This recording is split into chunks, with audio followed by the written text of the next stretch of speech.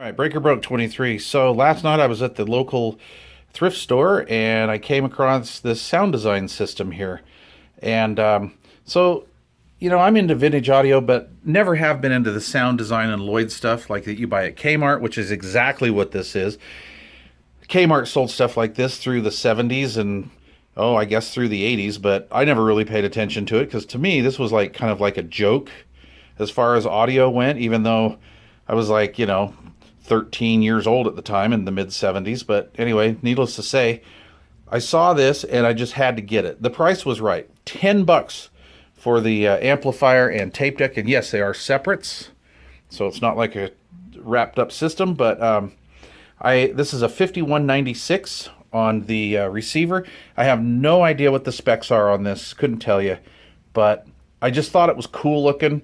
And I saw a website a couple months ago where some guy was claiming that this was his vintage, collectible vintage audio, I guess. So I'm like, all right, fine.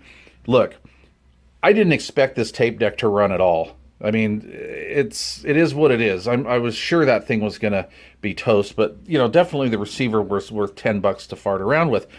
So everything works. All modes and all functions work perfect on this. It does have a back lamp that's out. There's I think three of them, so there's one out that's in the middle. All this works. It does have a small scratch in the front, but other than that, it's in pretty darn good shape. Okay, so I'll start with the cassette deck because this was kind of cool. This is particle board construction with masonite on the rear panel. We have all the basic modes, stop, forward, all that kind of stuff. Did you see this? Look at this metal tape capability. Has a little run indicator. This all works, and it sounds pretty good, actually. We have adjustable record levels, which I thought was interesting. It has this AMBS system on here. It's kind of like a music search, and it's looking just for blank spots. Not really sure how that works. If you guys know, let me know. I've played around with it, like set it to 3, put it in fast forward. It stops between songs, and then the light goes out. That's kind of interesting. It has noise reduction. It has the metal tape capability switch right there, and that's kind of cool. Love them meters. That is just cool. On the receiver, on-off switch, speaker A/B, high filter, which works. Feather touch control, they used to call this, for bass up, down, and volume, which is kind of a pain in the butt. I'd prefer a knob on volume. And then the slider control for balance, FM auto, AM tape, and phono input. And another phono auxiliary. I'll have to look at that. This is like an open air capacitor type tuning, and it is gnarly. The FM part of this just sucks signals in like a magnet. AM is just viciously awesome. This is a great little unit to do some AM DXing. No doubt. I'm going to take this home and do some AM DXing with this thing because it's crazy how sensitive it is. Just beautiful.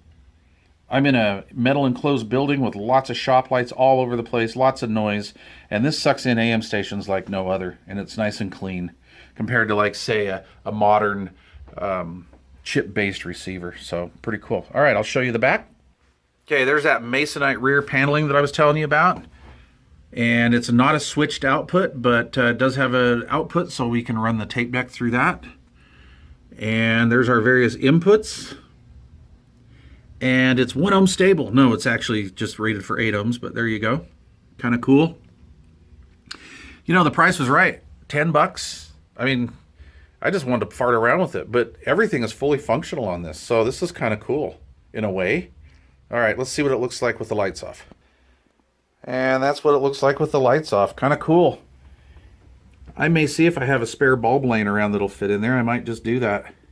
Or maybe I'll pimp it up with some blue LEDs, give it that bogus Marantz look. Neat little meter. I love that. Michael, get back to the car. And I'm really digging those meters. That's pretty cool. All right, well, let's wrap up this video. So I'm totally geeking out on this unit. I'm just like, I'm amazed. I mean, I've dragged home $1,000 Pioneer cassette decks that are totally TU when you get them. All the belts are, all destroyed and everything, and they don't work. And this little you know, Kmart special still runs, all fully functional. It's just absolutely amazing. The cops say Mick's a lot of dope dealer, but I'm more like a dope dealer. All right, anyway. Yeah, I get it, guys. It's no Mint SA404 like this one, but you know what? Nevertheless, it's really neat to play with. I'm going to go home tonight and do a bunch of AMDXing. I might even do a video on that. If you guys want to see a video on AMDXing with the sound design system, let me know. All right, guys. Thanks for watching. Please don't forget to subscribe. Give me a thumbs up if you like it. Give me a thumbs down if you don't, because I really don't care. All right. Peace out. Breaker Broke 23 over now.